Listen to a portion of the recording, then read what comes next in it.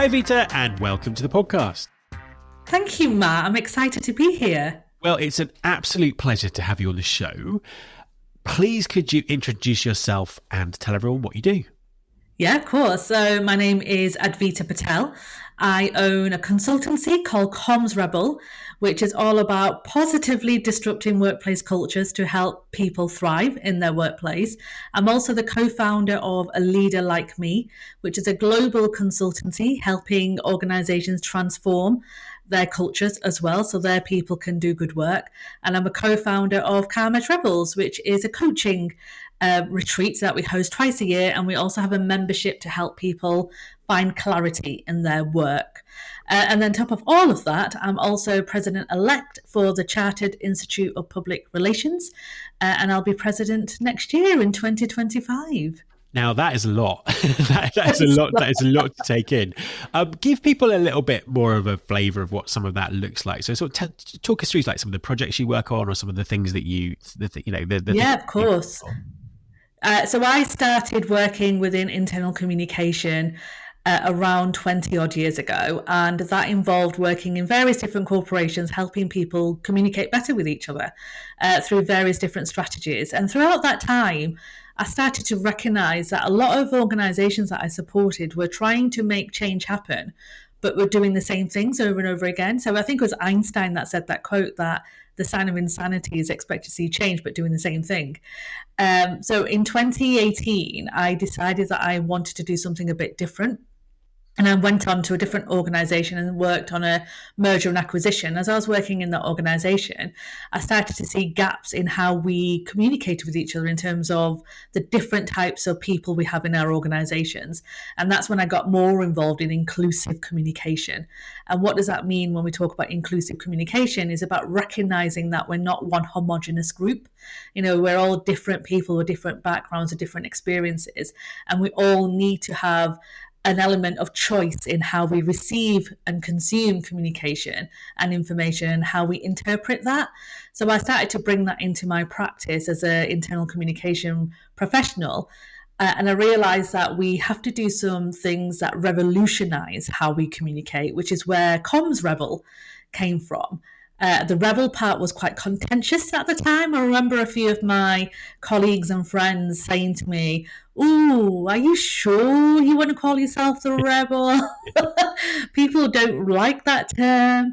You know, people may see you as a bit of a negative disruptor in an organization. And I was like, you know what we need, if we want to see things change and we want people to thrive, we want them to do good work, we need to revolutionize how we do it. And we need to go against status quo. And we need to ask those curious questions, and we need to question why we have certain processes and procedures. And I always saw a rebel in a very positive light in terms of that they are willing to stick their neck out to do something a bit different. You know, they're willing to ask those questions, as I said. They will go against status quo. And not everyone has the confidence to do that. So my role is to kind of come in and as I said at the start, Matt, like positively disrupt and ask those curious questions about why we do certain things in organizations, all through, by the way, the employee experience life cycle, right? Because I think sometimes we forget that there is a life cycle that colleagues go through. And we focus all our energy sometimes in recruitment and then maybe a bit of retention, but then forget about all the other processes that we go through. So I kind of come in under the guise of like Comms Rebel and support organizations. A Leader Like Me came actually when I asked somebody to be my mentor, Priya Bates, who's my co-founder for A Leader Like Me. And A Leader Like Me was based on our experiences as South Asian women working in an industry that there weren't many people who looked like us. So we were saying that what if you could see leaders like yourself? Would that make a difference in how you perform and behave in organizations? And that's where A Leader Like Me came from. Amazing stuff. And I can see your book in the background there, Building a Culture of Inclusivity. So I suppose let's dig into that in the context of sort of recruiting and talent acquisition, that kind of the start of the employee journey, if you like. So everyone talks a lot about diversity, equity, inclusion, belonging in the talent acquisition space, but yet there are lots of things about the recruitment process that haven't changed in, I want to say 100 years, but at least several decades. How could recruiting processes be more inclusive, and where are the areas where they're sort of currently excluding talent? Yeah, I mean, it is, you're so spot on in terms of how change hasn't happened as quickly in the recruitment side, from the basics of not having salaries on a job description. Like I'll never really understand. I'm sure there's a valid reason somewhere and someone can come up with some real good reason why salaries are not on there, but not having salaries on JDs is quite exclusive. And it means that there's certain individuals who will not be able to apply for that opportunity because they just don't know where they stand. In terms of, is it something that can afford? Is it something that's affordable to me? Am I able to survive on that salary? And is it something that I can contribute as well in terms of my living experience? And that kind of doesn't appeal to those from a lower socioeconomic background or somebody who may be underrepresented in other areas of those characteristics. So that is a very tactical, basic thing that I still don't see many organizations do in terms of being very clear on what you're expecting that potential colleague in terms of their reward and what is it and bonus, right? Yeah. What's expected there. Things like not being very clear on the essentials for that role. So there'll be loads of job descriptions that'll have lots of nice to-dos and nice things. And, we need 4 degrees from 15 different universities. Yeah. And I'm always saying to recruitment managers that I work with, is that an essential? Is it an essential that somebody needs to have a degree or a master's or an MBA? Is that going to make a difference to the job? Or is it possible that you could recruit somebody who doesn't have a traditional route in the way they got their experience? And really think about that and question yourself in, why are we asking for degrees and MBAs when actually it's not needed for this role? And a lot of recruitment managers don't even think about it. They're like, oh yes, we probably don't need somebody who's got a degree. We could do with someone who's got more experience in XYZ to help us do this a bit better. And the thing with the recruitment side, Matt, is that a lot of it is just based on what we believe good looks like, based on the biases I think we've been surrounded by. And when you're listening to people who are from similar backgrounds, similar experiences, similar thought processes, you don't really recognize the gaps and the pitfalls in your recruitment policy, which is why I'm so encouraging of recruitment managers and talent acquisition folks to look outside of their circle. Yeah. And ask those curious questions and be a little bit more mindful about why they may be asking for certain essentials when it's not necessary for that job. And that's one of the things I would really ask people to think about. I think that's interesting as well, because sometimes when people talk about being more inclusive, it's suddenly seen as this massive project that's going to take years, cost loads of money, et cetera, But what you've outlined there are some really simple steps that people could take straight away to instantly make things better. Yeah, micro steps, right? I am so about micro steps. Like, well, we live in a very complex world right now, and it's tough, it's challenging. We're still dealing with the fallout of the pandemic. There's lots of challenges for organizations. We're struggling to retain talent. We're struggling to recruit talent. We're struggling to keep the businesses afloat, really.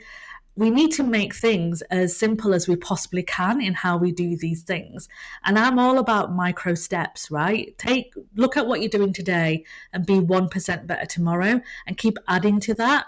You don't need to revolutionize the entire structure and recruitment policy and spend millions and millions of pounds, but start small.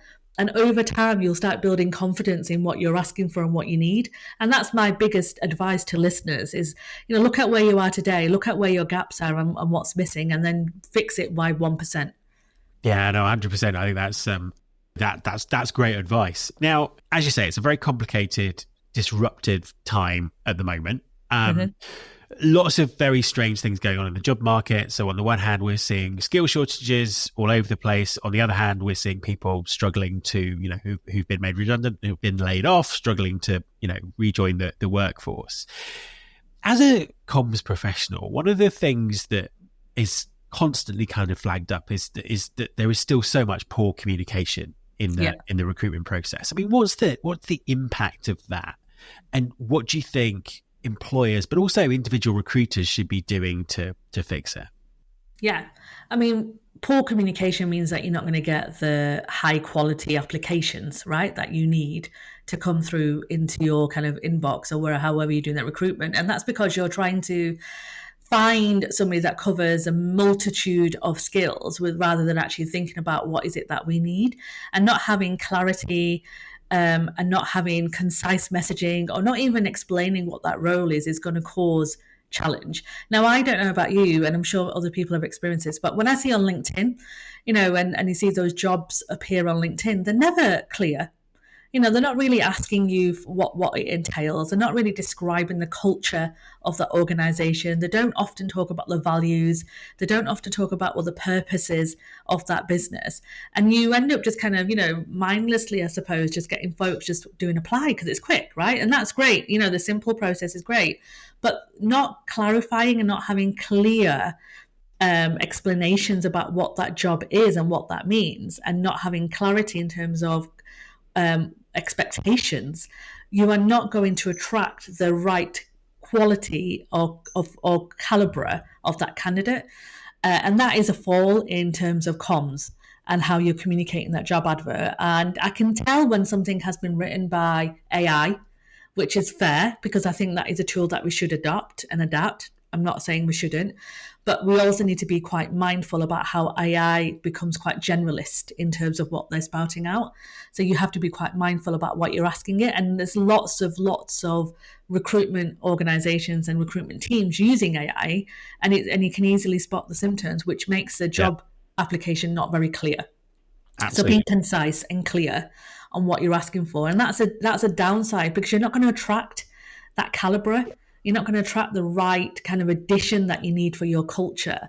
People are just going to miss what you're asking for, because it's just sounds the same as everybody else's. So you need to kind of tap into that unique selling point. What does make you different from other organizations out there? What benefits are you going to be giving to folks when they do decide to contribute their career to your organization? What's your employee value proposition? What does that mean? What does that look like? How are you going to kind of, you do need to work a bit harder at that first stage to get the caliber. You will get, there's no doubt you'll get hundreds, if not thousands of applicants. I have no doubt about that. But are they the right caliber? And that's what you kind of need to think about. Absolutely. What about communication through the recruitment process? Because that seems to be particularly problematic for people at the moment. Oh, it's shocking. I mean, the stories I hear about how communication has broken down between the candidate and the recruiter is awful and heartbreaking, right? So there's so many people who have been I only did a LinkedIn post about it a few days ago, actually, because over the last couple of weeks, I've had a few DMs from people, because I'm also a coach, a confidence coach. So I help people kind of boost their confidence and self-esteem. So I've had a few people inquiring about that based on the fact that they've had a terrible experience through a recruitment process. So they've applied for an opportunity, they've gone through several rounds, and then they've been ghosted completely. Or the feedback that they received from the recruiter has been really generic and not quite meaningful. Or they've applied for opportunities and given the heart and soul in the covering letter and not heard a thing at all from anybody about anything, and they've chased time and time again, and there's been no response. It's just awful. Like, we've kind of lost this skill of how to communicate well with people and understand that they're human beings at the end of that CV or the end of that covering letter that they've gone out their way to send into you. And I get it. I understand that when you get hundreds, if not thousands of applicants, it's really difficult to get back to every single person because of resourcing or whatever. But you need to put it into your process. You need to recognize that actually our reputation as an organization is at risk here. These people may come back in the future, and what are they going to be saying about us publicly? We've got these Glassdoor now, we've got LinkedIn, we've got X, we've got all sorts of social media platforms where people are now not fearful of calling out organizations for poor practices. And I know most of it's not down to maliciousness. Most of it's down to broken processes and broken comms.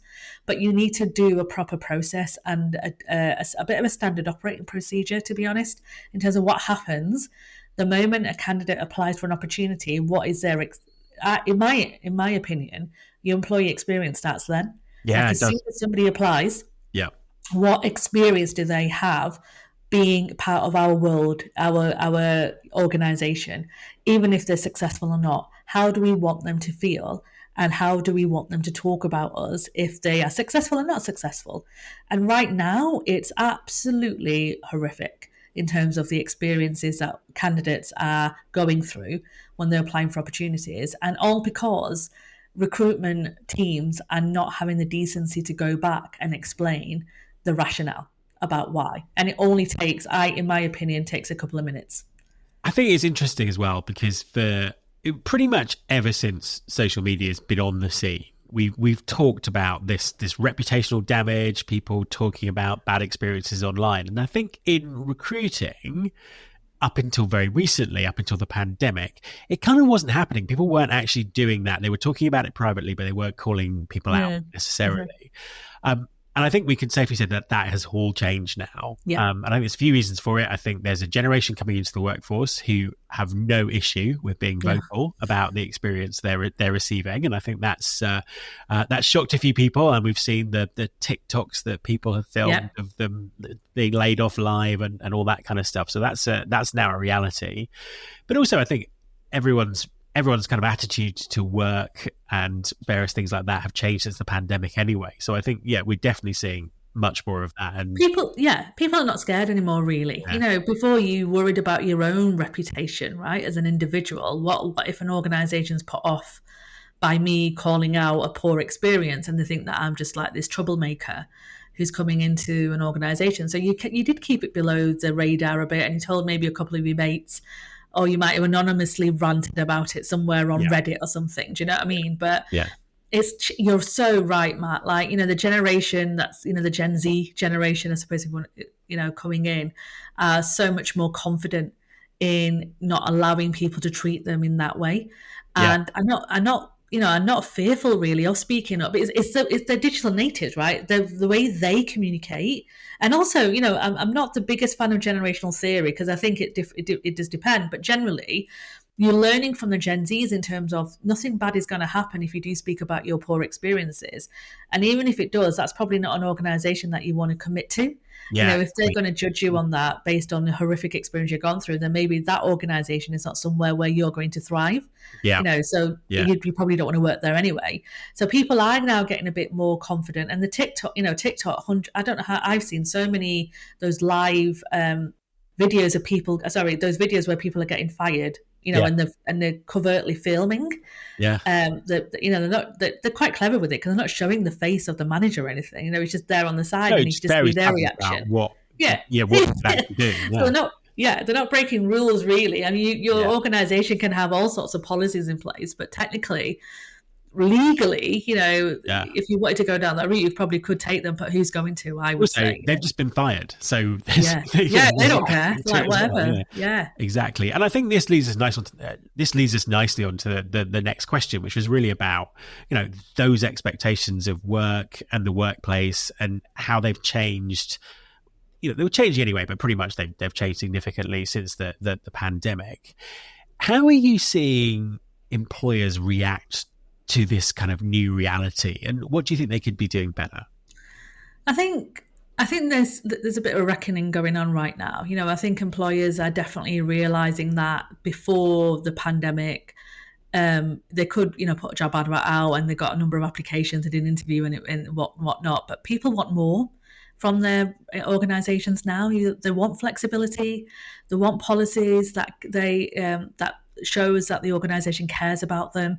They want their organizations to step into this kind of whole, the kind of social responsibility part.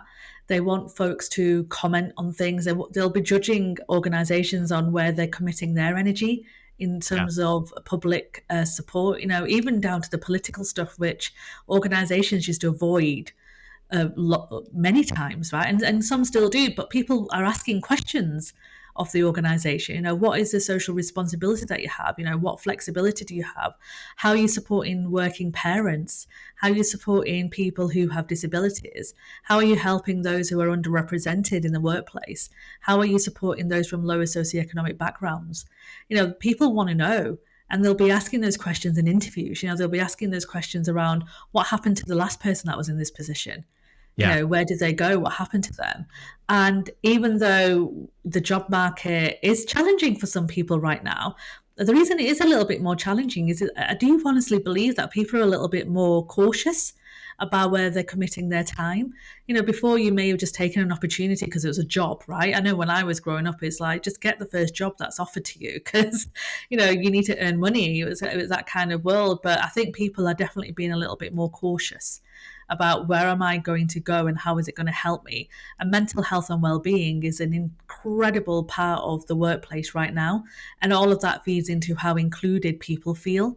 Because when they don't feel included and they don't feel that they belong in a workplace, they're going to have a knock-on effect on how they're feeling mentally.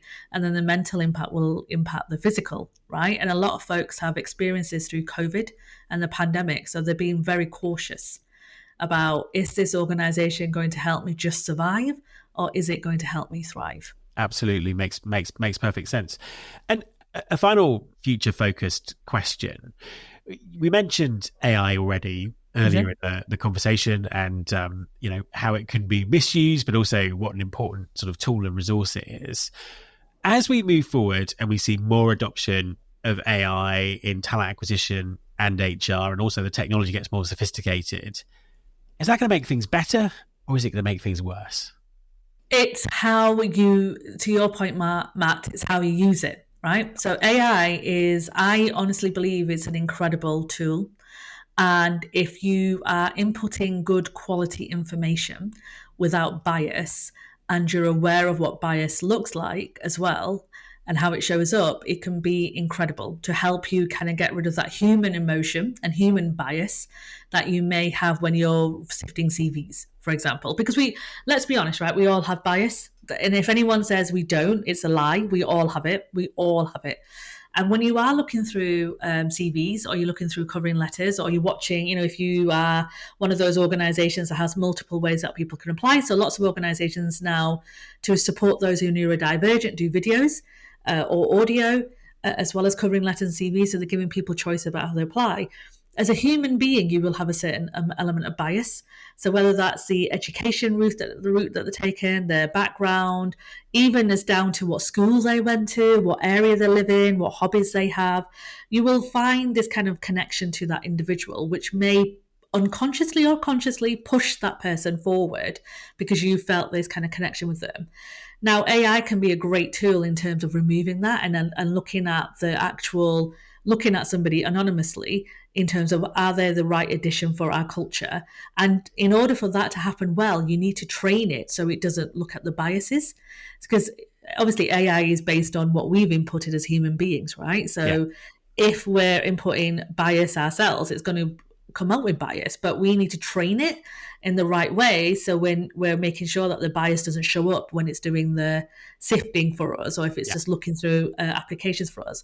But in order for that to happen, we need to be consciously aware of our own biases, because we need to be able to spot them on the AI system. So AI is going to, I do 100% believe, is going to change how we recruit, hopefully for the positive, if we do tune into the fact that there is bias existing within that system. And as individuals, we need to be aware of that. So initially, you may need to do a bit of a mystery kind of, sifting yourself to see if it is the bias, and keep training it.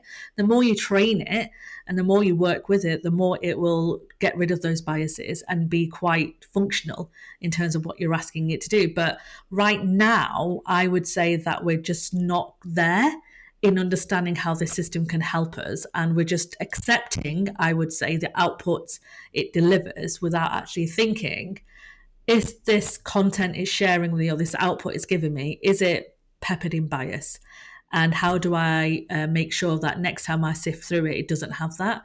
But yeah, I do think that AI is going to revolutionize, again, how we recruit, how we retain, how we support our colleagues through the whole employee experience cycle. and what that looks like. And I'm also hopeful that it'll give people opportunities to belong and feel more included in an organisation, because it's done, I suppose, tuned into the humanness side of it, but come up with fair results, I would hope. Advita, thank you very much for talking to me. Thank you so much, Matt.